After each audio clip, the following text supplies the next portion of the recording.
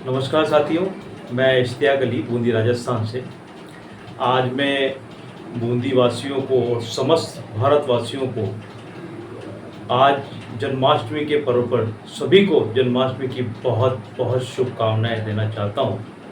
और आज इस प्रोग्राम में पुनः मैं आपके सामने रूबरू प्रोग्राम के साथ आपके बूंदी की और पूरे देश की समस्याओं को लेकर हाजिर हुआ हूँ। आज जिस तरह से हम बूंदी शहर के अंदर रह रहे हैं, बूंदी शहर राजस्थान का एक प्रसिद्ध जिला जिसे अपन कह सकते हैं, प्रसिद्ध शहर प्रसिद्ध जिला है।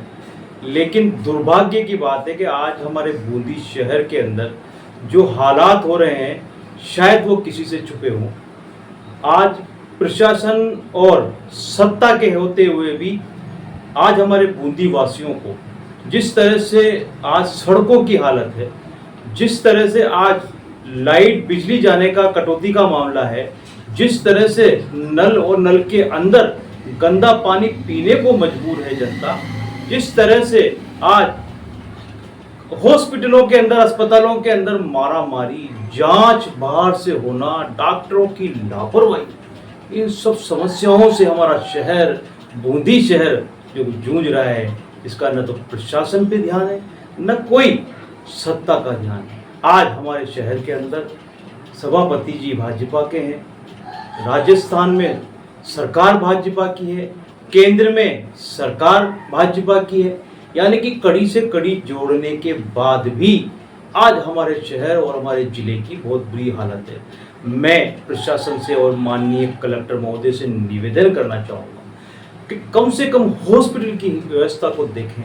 वो चरमराती हुई व्यवस्था हॉस्पिटल की, आज डॉक्टरों की ये पोजीशन है कि डॉक्टर को कोई मरीज दिखाने जाता है तो डॉक्टर वहाँ से लापता हो जाते हैं, वो कहीं दूसरे कमरे में बैठ जाएंगे, कहीं इधर उधर चले जाएंगे और मरीज परेशान होकर मजबूरन उनके घर पे उनको जाना पड़ेगा। आज जांचों का मामला ले लो, जांच वहाँ हो रही है, उसके बावजूद जांचों को बाहर भेज रहे हैं, या नहीं हो रही है तो उसको मशीनों को सही कराने की बात तो बहुत दूर की बात है, उनको कह दिया जाता है कि बाहर करा के लेके आओ।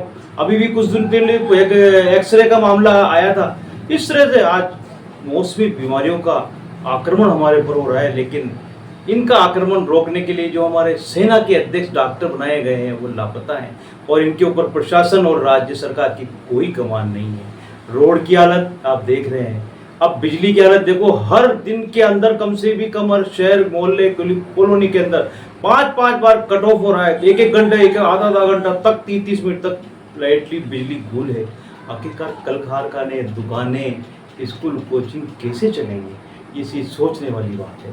और अब मैं बात करना चाहूँगा हमारे देश की। देश के अंदर आज हमारे सांसद महोदय ओम बिरला जी जो एक बहुत बड़ी पोस्ट पर बैठे हैं हिंदुस्तान की, और हमारे सांसद है, हमें गर्व है उनको। लेकिन आज जो किसान जमीन के छीना फाड़ कर जो अनाज को पैदा करता है हमारे लिए, वो दुखी है, वो मायूस है। मायूस क्यों है कि आज जो यूरिया खाद या खाद जो उनको मिलना चाहिए था, उनकी खेप समय पर बूंदी जिले में नहीं आ रही है, जबकि इसके पहले भी कई बार जनप्रतिनिधि इस मांग को उठा चुके हैं। लेकिन आज किसानों के साथ जो अन्याय हो रहा है, किसान गांव से शहर की ओर, कहीं भी कस्बे की ओर अपना खाद लेने को आता है, लेकिन उसको मायूस होकर जाए। क्योंकि मैं ओम बिरला जी से निवेदन करना चाहता हूँ कि आप केंद्र सरकार ने सर्वोच्च शक्ति के रूप में बैठे हैं, तो हमारे किसानों का क्या कसूर है? किसानों को खाद क्यों नहीं मिल पा रहा है? अगर आज उनको खाद नहीं मिलेगा उड़ाई के टाइम पे, तो वो क्या करेंगे, कहाँ देखेंगे? वो आपकी तरफ देख रहे हैं ओम बिरला जी। तो मैं चाहूँगा किसानों की समस्या को सुने। दूसरी बात, आज पूरे देश के अंदर जिस तरह से सत्ता के अंदर जो बैठे हुए लोग हैं, वो हमारे लोकतंत्र को ख़त्म करने की प्रक्रिया में काफ़ी समय से लगे हुए हैं। आज जिस तरह से जो धरती के ऊपर, आज हिंदुस्तान की धरती के ऊपर जो लोग रह रहे हैं, जो 50 सालों से 70 सालों से जो वोट डाल रहे हैं, उनके परदादा पुरखे सब कुछ, आज उन्हीं का नाम लिस्टों में से गायब है। आज उन्हीं को उनका मत देने से उनको छीना जा रहा है। जबकि हमारा देश आज़ाद हुआ था, तो आज़ाद देश के अंदर ये नींव रखी गई थी कि हमें लोकतंत्र को बनाए रखना है और लोकतंत्र को बनाने के लिए हमें अपना मत का अधिकार होगा, तब हम हमारे नेता को और हमारे प्रशासक को चुन पाएंगे। लेकिन वो बातें शायद आज़ादी के समय ही थी और आज उसको ख़त्म किया जा रहा है। आज हमारा मत का अधिकार छीना जा रहा है। उन जिंदा लोगों को जो रह रहे हैं उनके नाम उन वोटर लिस्ट में से हटाए जा रहे हैं, उनके मत अधिकार को ख़त्म किया जा रहा है। आज पूरे देश के अंदर बेरोजगारी की स्थिति भयावह होती जा रही है। बाजार के अंदर नोटबंदी और जीएसटी के कारण जिस तरह से बाजार के हालात हुए हैं उससे रोजगार नहीं है और सरकारें रोजगार देने में सफल नहीं हो पाई है। तो मैं निवेदन करूंगा माननीय मोदी जी से, लोकतंत्र को बरकरार रखें, नौजवानों को किसी न किसी रूप में रोजगार दें और सबसे बड़ा मुद्दा स्मार्ट मीटर, जो आज हमारी बिजली के अंदर जिस तरह से जो हमारे पहले ही जो मीटर लगे हुए थे वही बड़े घोड़ों की चाल चल रहे हैं, तो आने वाले स्मार्ट मीटरों का क्या हालात होंगे, क्या आलम होगा।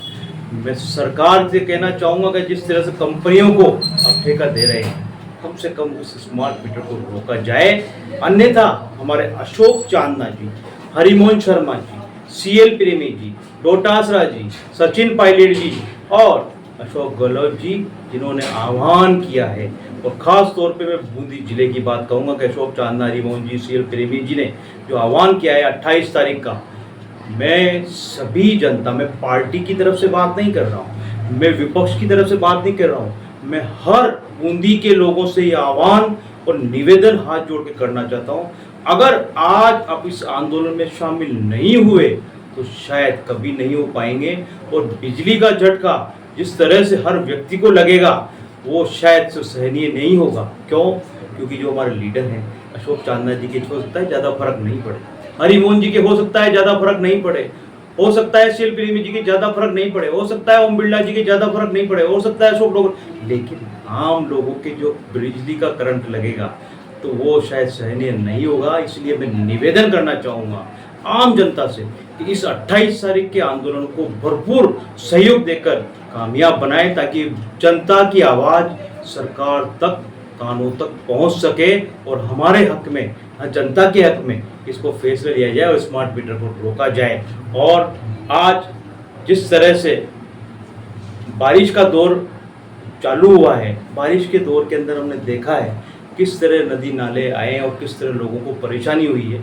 तो मैं सरकार से पुनः निवेदन करूंगा, प्रशासन से पुनः निवेदन करूंगा कि इन खड्डों और गड्ढों और दूसरे नालों को सही कराया जाए और सभी जगह के हॉस्पिटलों की व्यवस्था सुधारी जाए।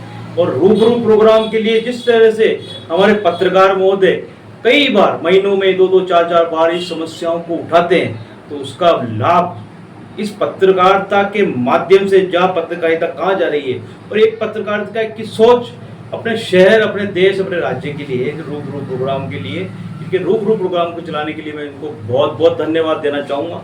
और पुनः माननीय जिला कलेक्टर महोदय, हमारे ओम बिरला जी, प्रशासन, सत्ता से मैं निवेदन करना चाहूँगा, कम से कम मूलभूत सुविधाएं तो हमें जनता को दें। लाइट की सुविधा है, पानी की सुविधा है, हमारे रोड की सुविधा है, हॉस्पिटल की सुविधा है, कम से कम ये तो दें ताकि जनता जी सके। और मैं पुनः सभी को जन्माष्टमी की बहुत बहुत शुभकामनाएं। जय हिंद, जय भारत।